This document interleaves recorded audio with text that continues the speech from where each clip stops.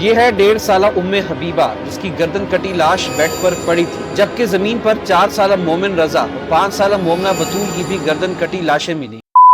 یہ وہ منظر تھا جو رمضان اور ردا نے 23 اپریل 2026 کو گھر میں داخل ہوتے ہوئے دیکھا۔ یہ ایک انتہائی دل دہلا دینے والا واقعہ ہے۔ ہم آج کی سٹوری میں جرم کے ہر اس اینگل کو ڈسکس کریں گے جس کی وجہ سے یہ ننھی جانیں چلی گئی، اور مجھے یقین ہے کہ اس کہانی کو مکمل دیکھنے کے بعد شاید آپ کا اپنے سب سے قریبی رشتوں سے اعتبار اٹھ جائے۔ Welcome to the black crimes Saqib Haroon.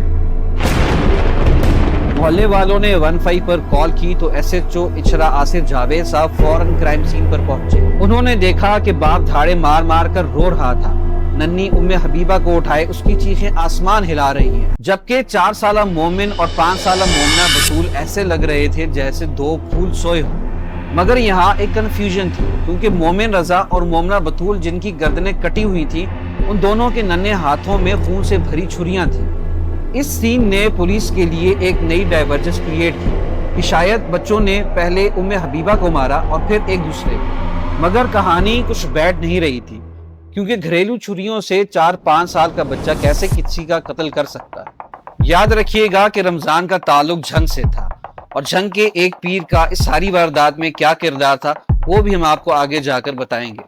رمضان کے فلیٹ کا ایک ہی دروازہ تھا جس کا نہ تو تالا توڑا گیا اور نہ ہی کھڑکی سے کسی کے اندر آنے کا کوئی ایویڈنس مل سکا۔ اب پولیس نے محلے میں لگے سی سی ٹی وی اور سیکیورٹی کیمراز دیکھنے شروع کر دیے، اور انہیں وہاں سے ایسا کچھ ملا جس نے اس کیس کا رخ 180 کے اینگل پر موڑ دیا۔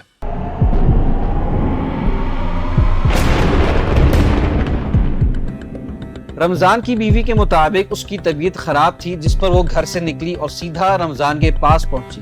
رمضان جو اس سے پہلے ایک موٹر مکینک تھا، ٹانگ ٹوٹنے کی وجہ سے ایک میڈیکل سٹور پر سیکیورٹی گارڈ کی جاب کرتا تھا۔ اس نے اپنی بیوی ردا کو میڈیسن دلوائی اور اس کے ساتھ ہی گھر واپس آ گیا۔ گھر کی بجلی خراب تھی، رمضان میٹر میں لگی تاریں ٹھیک کرنے لگا، جبکہ ردا اپنے فلیٹ چلی گئی۔ دروازہ کھولتے ہی اس نے بچوں کی لاشیں دیکھ کر چیخنا شروع کر دیا۔ محلے والے اور ارد گرد کے لوگوں نے جب یہ منظر دیکھا تو سب اپنی سینسز کھو بیٹھے۔ سی سی ٹی وی فوٹیج میں دیکھا جا سکتا ہے کہ ردا نارملی اپنے گھر سے نکلی، اس نے ارد گرد دیکھا، سب کچھ ٹھیک لگ رہا تھا تو رمضان کی طرف چلی گئی۔ مگر پولیس نے اسی فوٹیج میں کچھ اور دیکھا جس نے انہیں یہ کیس صرف 5 گھنٹوں میں سالو کرنے میں مدد کی۔ محلے والوں کے مطابق گزشتہ رات ردا اور اس کے دیور کے درمیان شدید جھگڑا ہوا، جس کی آوازیں سب نے سنی۔ تو پولیس نے سب سے پہلے بچوں کے چچا اور دادی کو الگ الگ کر کے انویسٹیگیشن شروع کر دی، مگر یہاں سب کی سٹیٹمنٹس میں تضاد تھا۔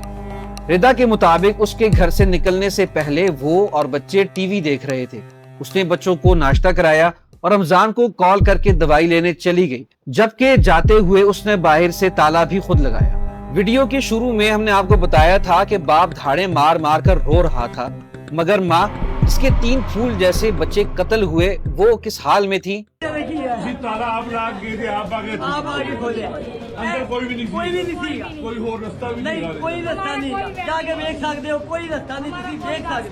ردا کا یہی رویہ انویسٹیگیٹرز کو بھی نارمل نہیں لگا، کیونکہ اس کی آنکھوں اور لہجے میں اس ماں کا غم شامل نہیں تھا جس کے 3 بچے قتل ہوئے۔ اس کے اسی رویے نے پولیس کو اس سے تفتیش کرنے پر مجبور کیا، اور آگے آپ کو یہ بھی بتائیں گے کہ ردا کے موبائل کی سی ڈی آر سے ایسا کیا نکلا جس نے پولیس کو چونکا کر رکھ دیا۔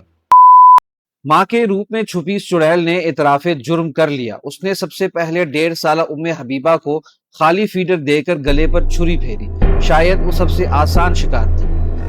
اس کے بعد وہ مومن اور مومنہ کے ساتھ چھپن چھپائی کھیلنے لگی۔ موت کے اسی کھیل کے دوران اس نے پہلے مومن اور پھر مومنہ بطول کو ذبح کر کے موت کے گھاٹ اتارا۔ ماں کے اس روپ نے نہ صرف لاہور بلکہ پورے پاکستان میں اس عظیم رشتے کو ضلالت کی گہرائیوں میں دھکیل دیا۔ اس شک پر کہ ردا ان قتلوں میں اکیلی ملوث ہے یا اس کے ساتھ کوئی اور بھی ہے، پولیس نے اس کی سی ڈی آر نکلوانا شروع کی، اور آگے چل کر ہم آپ کو یہ بھی بتائیں گے کہ ردا کے علاوہ اور کس کس کو شک کی بنیاد پر گرفتار کیا گیا، کیونکہ ردا کی آج سے 7 ماہ پہلے ٹک ٹاک پر جھنگ کے ایک لڑکے شہریار سے بات چیت شروع ہوئی۔ سی ڈی آر کے مطابق 700 سے زائد کالز اور بے انتہا چیٹس کا ڈیٹا ملا۔ شہریار کی لائیو لوکیشنز نکالی گئی اور اسے بھی شامل تفتیش کیا گیا، مگر کچھ ہی دنوں بعد اسے رہا کر دیا گیا۔ آخر کیوں؟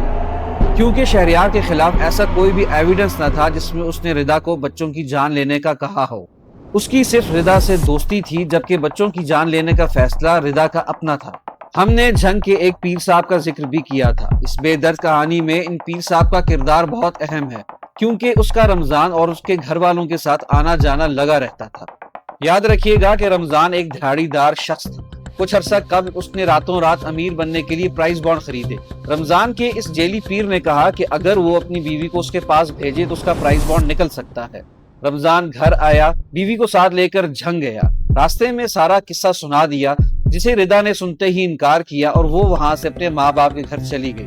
اسی دوران رضا کی پریگننسی چل رہی تھی۔ پیر صاحب نے اپنا غصہ نکالتے ہوئے رمضان اور اس کے گھر والوں کو یہ کہنا شروع کر دیا کہ یہ بچہ رمضان کا نہیں ہے۔ یہ بات رمضان اور اس کی ماں کے دل میں ایسی بیٹھی کہ جب کبھی گھر میں معمولی تکرار ہوتی تو وہ اسے یہی تانا دیتے کہ یہ بچہ رمضان کا نہیں ہے۔